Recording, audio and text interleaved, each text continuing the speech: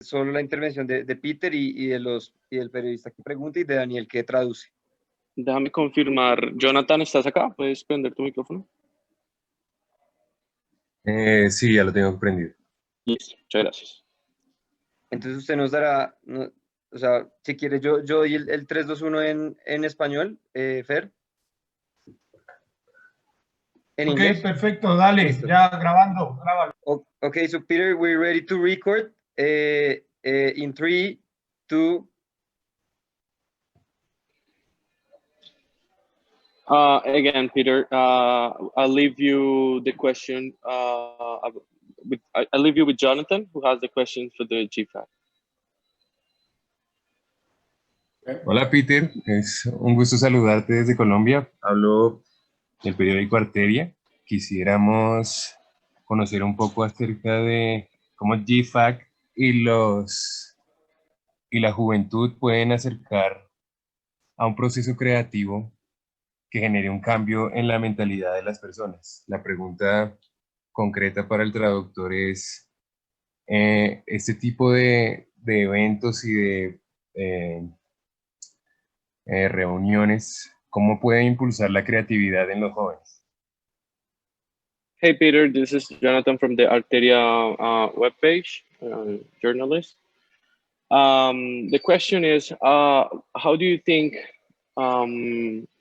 this creative process like Angry Birds can boost the young people and the economy of young people in Colombia? Yeah, so I think that it's actually linked to education and also entrepreneurship. So I think everybody is creative, and I think that we need to make sure that our educational system doesn't kill creativity and doesn't kill initiative. So I think that it's very, very important to focus on education, and especially like early years education, where we have the biggest impact on kind of like all of us. So, you know, like when we're really young. So very important that we provide our young people with fantastic education. And for me, the fantastic education means that we don't kill creativity, we don't kill, you know, initiative or entrepreneurship. So that is very, very important. And I think that then when we do that, we will find that, you know, of course, young people and like all of us can do anything. So then if you look at examples like Angry Birds and, you know, what was created at Rovio, that actually started as a student project. So Niklas, Kim and Jarno, they won this game making competition back in 2003. Then they started Rovio, they made 51 games over 6 years, 50-second game, Angry Birds. So it took a long time, it took a lot of learning. It was a lot of learning by doing.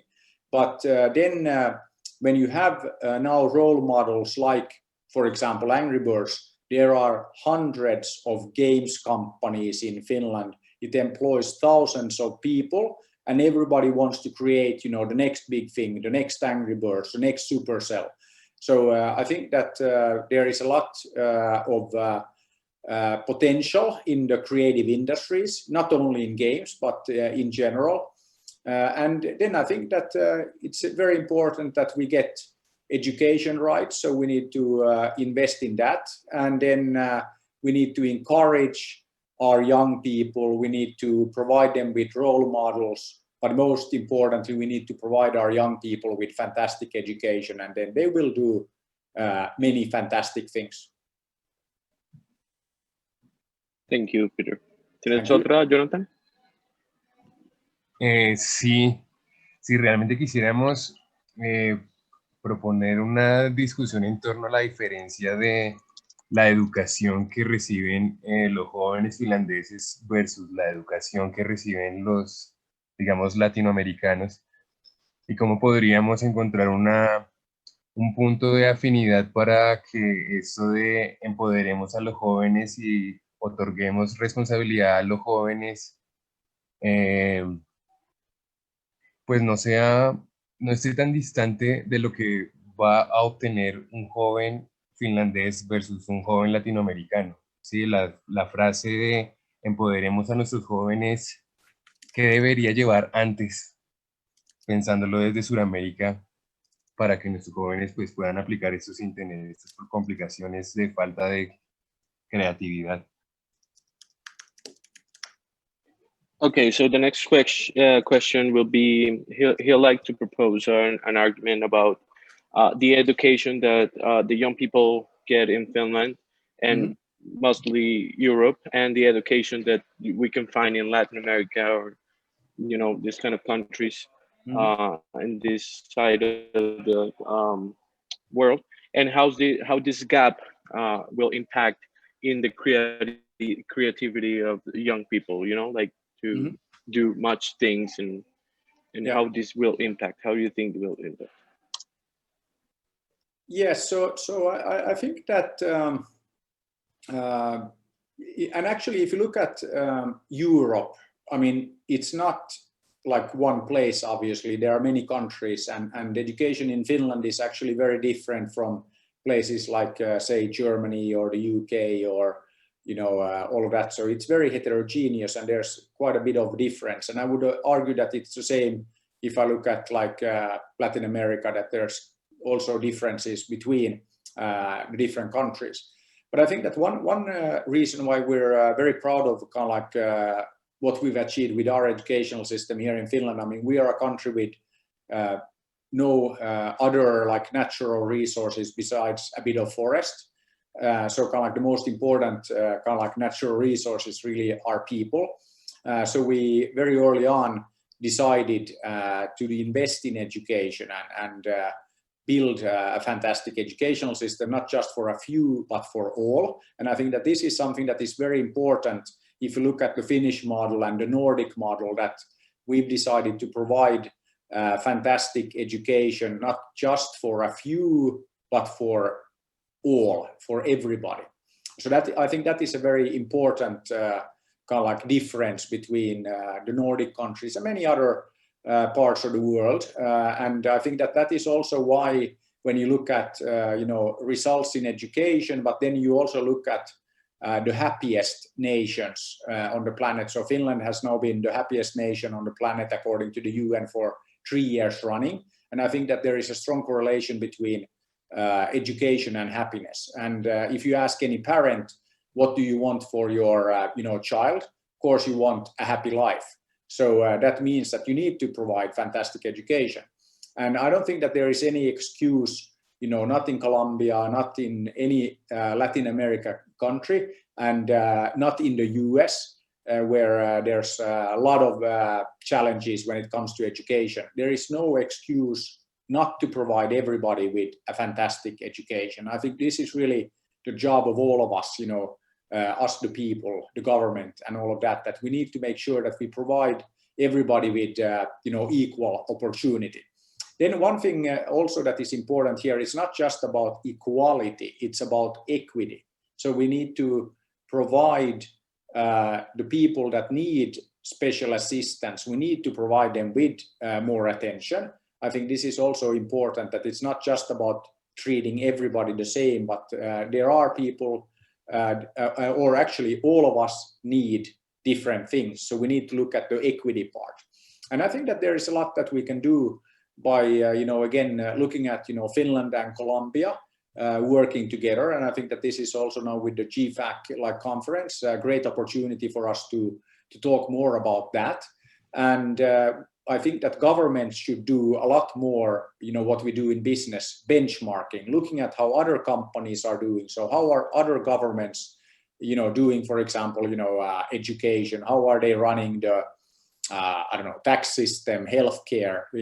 There's a lot that governments could learn from other governments, and we should do more collaboration in that area. And that is something that I'm also working on a lot myself, together with the teams that I'm working with. So I think that there is kind of like no excuse why we wouldn't have fantastic education in Finland, in Colombia, all of Latin America, all of Europe, and even in the US. So I think that, again, that is something that we need to make happen. And it's, I think, the most important thing, because we can't, leave anything behind if you look at the big picture, but we can leave fantastic education for our children behind. And I think that is what we should be focusing on.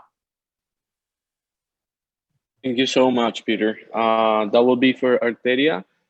Next one will be Gonzalo from Ford Magazine. I mean, from Blue Radio, sorry. Sí. Okay. Gracias, Daniel. Hi, Mr. Peter. Thank you so much for your time and the interview. Daniel, hay un gran debate en este momento sobre la App Store y los videojuegos. Hablando de Fortnite y otros videojuegos que han decidido salir de esta librería de aplicaciones. Quisiera preguntarle a Peter cuál es su opinión sobre ese debate y si él cree que las tiendas de aplicaciones como la App Store debe cobrar todos los royalties, no solo por descargar la aplicación, sino por todo lo que se venda dentro de la misma.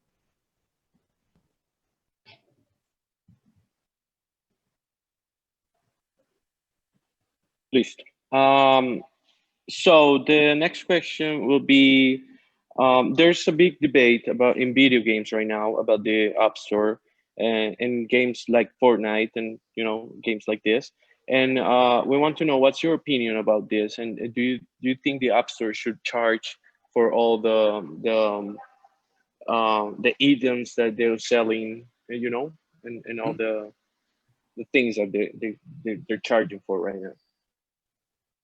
Yes, I think that of course we have now this like big debate, and you could say battle between Epic Games and Apple and Google, but especially it's been like between Epic and Apple, and this is not something new. I think that this discussion always comes up when we look at the app stores, that they are kind of like de facto monopolies in their own ecosystem. So if you have an iPhone, you have to go to Apple, and if you have an Android, okay, in reality you have to go to the Google Play Store to get your applications, your games, and it's kind of like a tough question because it's again Apple, Google, they're curating the ecosystem and all of that, but then always that, okay, is it worth 30%? And some would say that 30% is a pretty big tax on innovation and on the app developers. Okay, that said, the other way to look at this, and I have been around for a while, so I also remember the time before the app stores, and from an app developer perspective, those times were much, much worse, because typically you weren't talking about a 30-70 rev share, but actually a 70-30 or even 90-10 in favor of the gateway, which in that case was the operators, the carriers. Those big guys were totally controlling the market, and it was very difficult for small companies to get their product to market. So the app stores have actually opened up the access to the market, and they have made the revenue share better than it used to be. But on the other hand, the world is constantly evolving. So it's not like the 70-30 and the app store model is the final stage of development. And I think that what we're seeing, what we've seen in music with Spotify and Apple Music, and now we've seen the same, of course, with streaming of movies with the Netflix and now Disney Plus and everything. That I think the same thing will happen with apps and games, that we will move to a streaming model and a subscription model. So then there will be change. So again, I think that it will be very interesting to see how this evolves and how the battle between Apple and Epic plays out. I think that you can look at it and you can kind of like put yourself in the position of kind of like both, quarreling parties here. So you can't really say that, they are right and those guys are wrong. It's kind of like takes two to tango here, and we will see how it plays out. But it will be a tough one to kind of like solve, because the opinions are very, very different. I hope I answered the question. I think we did. ¿Tendrás otra, Gonzalo, o está bien? Tengo una más y tiene que ver con el secreto para hacer que un videojuego no sea aburrido. ¿Cuál es el secreto que nos puede decir Peter para que un juego no sea aburrido?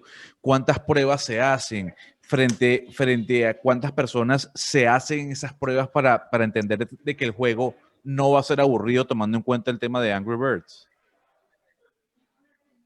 Okay, so my next question will be about how not to make a video game boring. What's this process like? How many times you have to try it, and you know, to get to know the audience and not make it boring. Yeah. So I mean, like if you look at the history of Rovio and Angry Birds, so I mean, the company started when Niklas and Kim and Jarno, 3 young guys, students at Aalto University, they took part in the game making competition that I organized. They won, and then they started Rovio, and then over the following 6 years they made 51 games, and Angry Birds was actually the 52nd game, so it wasn't the first, wasn't the second or even third, it was the 52nd game. So it took a lot of games, a lot of learning, a lot of trial, a lot of mistakes. So I think that's pretty normal in the games industry. That it's and especially now it has become much more of an art, and it's maybe it used to be that you need to get 4 things right to make a successful game. Now it's probably like a matrix of like 16 different things or even more. So many more things that you need to know and you need to get right. It's super difficult to make hit games. I mean, if it was easy, everybody would just be making hit games. And also it's very, very competitive. So there are hundreds of new games hitting the App Store every single day. So it's a very, very competitive market, a very low barrier to entry. And I would say that it's not like, you just, okay, let's create a game and put it out there and then, it will become a success. It's not like the way it happens. It really takes making a great game, creating great brand, great marketing, and you have to get, not one thing, but you have to get everything right. So I would say that it's not easy, but definitely you can learn how to make it happen and how to make it a bit easier. So I think that learning by doing would be my answer there. And if you look at the success stories in the games industry, I mean, the really big success stories, typically it's by people who have been around for a while. I mean, Rovio was started in 2003, and then it took a while to get to Angry Birds. Same thing, King, that are famous for Candy Crush. They also started making games in 2003 when they started the company. Ilkka Paananen and his friends who started Supercell, that was then sold to Tencent for 10 billion. I first met with Ilkka and his friends in, I think, 2000 when they had started a company called Sumea to make puzzle games for the first Java phone. So it takes a lot of learning, a lot of experience. Definitely you can learn how to make good games, but I don't think that you can learn how to make only hit games. So it's very, very difficult to make hit games. Thank you so much, Peter, again. Gracias, Gonzalo. You got 2 more journalists, sorry. Next one will be Daniella from Kenike.com. Hola, Daniela. Hola, buenas tardes a todos. Hello, Peter, how are you? Thank you. Thank you. My first question is how we can increase creativity by taking advantage of digital tools. ¿Cómo podemos aumentar la creatividad teniendo en cuenta las herramientas digitales?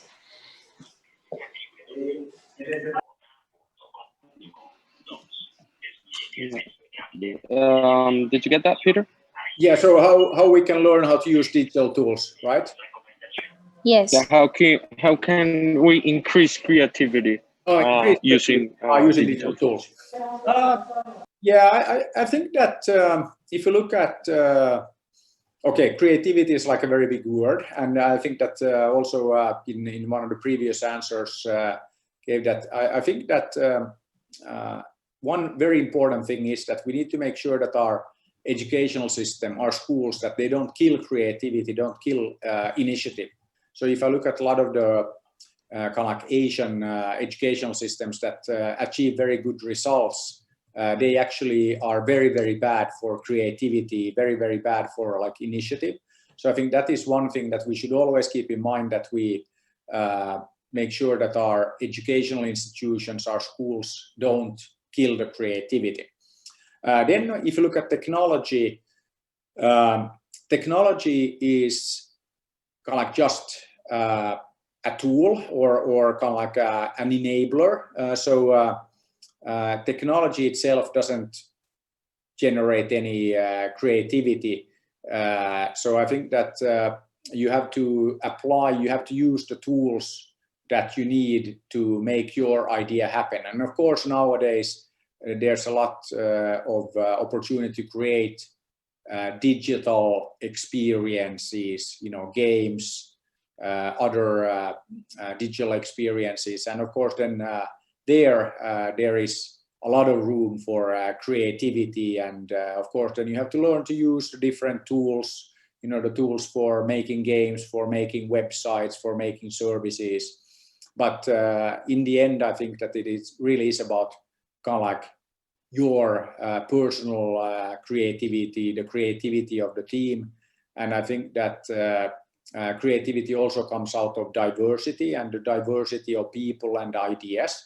So typically it's not about one person, but it's about a team of creative minds working together. And I think that is what you see in games and you see in all creative industries. So again, you need to also, as part of kind of like your education and your learning experience, you need to learn how to work well with others. And I would say that these are kind of like life skills of which creativity is a very important one. But I think that creativity alone is not enough. So you also need to have the ability to work well with others. So it's individual creativity and team creativity are both kind of like very important.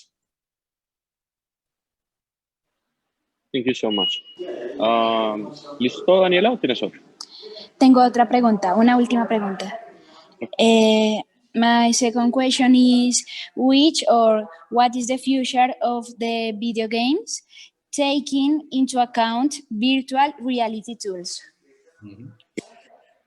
Yeah, so I think that there's been a lot of talk about like virtual reality and of course now about augmented reality, and you could lump it all together under like XR or this kind of like extended reality. I think that or mixed reality, and you can use many different acronyms there. Technology is important, and there will be new enablers like, you know, VR and all of that. But I think that the entertainment industry and games, it's not about technology, it's about entertainment. It's about making fantastic, fun games that people really, you know, enjoy and love to play. Always when, you know, at Rovio, when we were working on games, we always said that we're not a technology company, we're an entertainment company. And of course we use technology, but that's just an enabler. It's a way for us to create the fantastic experiences. And I think that this is very important to keep in mind. I mean, if you look at VR, remains to be seen if that ever becomes like mainstream. It's, you know, I don't think that is like a given or like obvious that will happen. I think that when you look at the future of games, it's very clear that mobile, you know, the device that all of us are carrying, the iPhone, the Android device, those are by far the biggest market out there, because you can play games, you know, wherever you happen to be. And if you look at actually the mobile games, most of them are played at home. And people might argue that, hey, why are people playing games on their mobiles while they're at home? Why don't they play on, like, I don't know, PC or console or Mac or whatever? But I mean, it's the most convenient way, you know, to play games. And that's why mobile is by far the biggest, and it dwarfs everything else. Then if you look at games and compare it to other forms of entertainment, the games business is much, much bigger than the movie business and the music business combined. So games is by far the biggest form of entertainment. And that is something that a lot of people don't realize. But when you then start thinking about it, it's obvious, because you can always, play games wherever you happen to be. You can, take out your phone and you can, start playing game, and a few minutes later you're like done. So it's this constant opportunity to be entertained. So I think that games going forward will be even bigger and even better. So that tends to also come with the abilities, the capabilities of the devices. We all know that when we buy a new phone, it's again slightly better, and better screen, better processing, more power, more sensors, more opportunities. So I'm actually very, very bullish on games, and I think that the games market will continue to grow very, very rapidly. And if you look at now the COVID-19, crisis, the pandemic, that has actually been a huge boost for the games industry. People are playing more games than ever.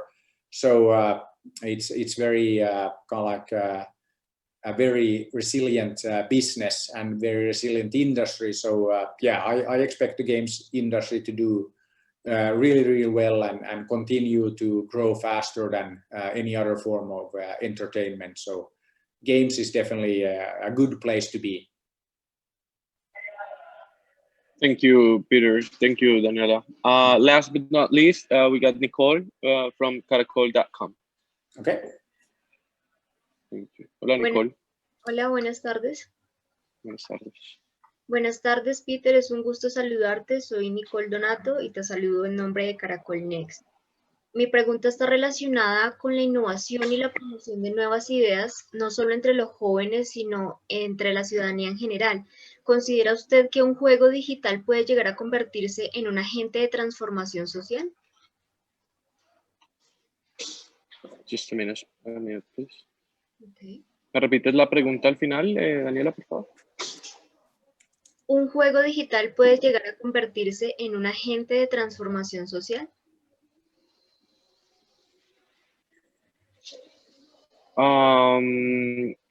Okay, so this is Nicole from caracol.com. She's greeting you. So my question is about innovation, not just about young people, not just young people, but society in general. And the question is, do you think that a video game, a digital video game, can change society in somehow?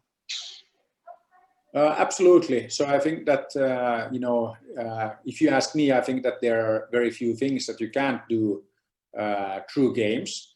And I think obvious opportunities to introduce games much more into education. So if you look at, by playing games, you can learn anything.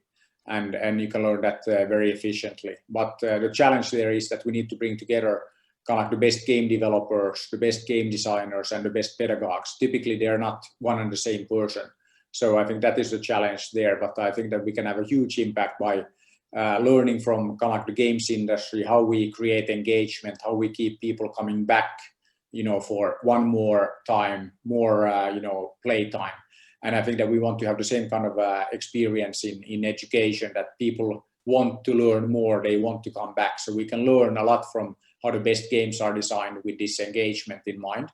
Then I also think that no matter what game you play, you always learn. So, I mean, if you look at many of the online multiplayer games, you learn how to play together with others, you learn leadership skills, you learn, how to organize, you learn, how to manage things. So I think that games can definitely do a lot in there. Then I think the other way to have a social impact is that with games you can reach a lot of people. So I think that there is, just like with any form of media, there is an opportunity then to really reach a lot of people and get the message across to a lot of people. So games are very, very powerful in that way as well. And I think that we have quite a few examples now of how you can learn about how the world works and how society works by playing games. So I think that there is you know, almost like unlimited opportunity when it comes to using games to have like social impact. So I think that there's a big role for all of us, and especially then like game designers, the game developers in this area. So a lot more that we can do in that space. Thank you so much. I think we have the last question. Nicole, la última. Sí, por favor. ¿Qué significado tiene para usted haber participado en el Gran Foro Mundial de Artes, Cultura, Creatividad y Tecnología? Okay, so what's the meaning for you to be part of this great forum of art, culture, and technology, creativity and technology? Yeah. For me, it's great to be participating in this. So I mean, I've been to Colombia, I've been to Medellin like many times. So it's nice to participate now virtually. Of course, I would much rather be there, but I think that it's great to see, you know, what's happening in Colombia, and I've many friends there, and there's amazing talent, obviously, in Colombia, and I think that there's a lot of opportunity when we bring people together, you know, in the different, you know, cultural industries, different, and actually different industries in general.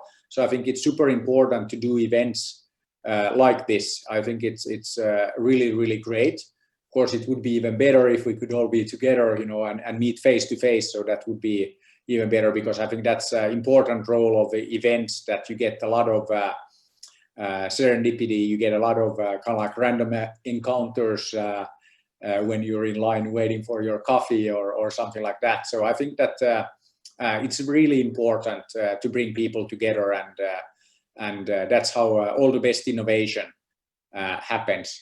So I think that it's really great, and I'm super happy that I could be part of this event. And as I said, I really hope that can participate, you know, like physically the next time, and that we can meet in person. But yeah, really great to see what's going on in Colombia, and I really hope that we can do even more together going forward. So yeah, really great to be here. Thank you so much. We would love to have you here in the next forum. So thank you so much. I think that's it. Gracias, Nicole. Creo que eso fue todo. Thank and we appreciate so much that you give us this time so we can, you know, boost your speak and boost the GFACCT this year. Hey, thank you. Thank you so much. So have a great day, and hopefully I'll see you around. Yes, sir. Thank you so much. Have a great night. Thank you. Bye-bye. Bye.